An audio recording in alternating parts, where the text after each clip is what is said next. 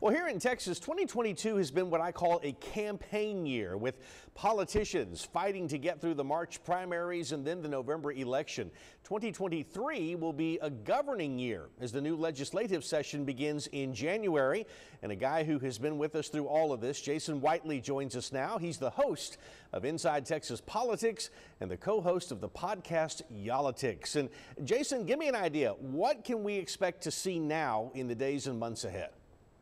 Mike, 2023 is indeed a governing year, as you mentioned. Just on January 3rd, when the new Congress will be sworn in. This will be different because Republicans will run the House in D.C., Democrats still running the Senate in D.C. We'll be watching to see what they can agree on. Just a week later, though, January the 10th is when the state legislature reconvenes in Austin. Republicans in total control there. They've been talking about a number of things. Top of the list. Number one priority is lowering our property taxes. They're among the highest in the nation, and lawmakers will have $27 billion in surplus to get that done.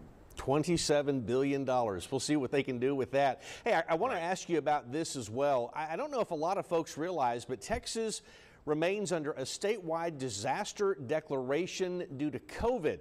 Now, Governor Abbott has renewed that emergency declaration, I think, like 32 times since March of 2020.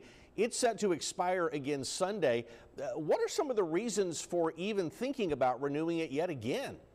Well, a couple of reasons. Number one is we could see an increase in cases like we're seeing nationwide as we go into the winter. But the bigger reason is if the governor lets this expire, that means that local governments, cities, counties can once again start enacting mask ordinances if things get bad, or even occupancy limits on how many people can go into restaurants and stores if that gets bad.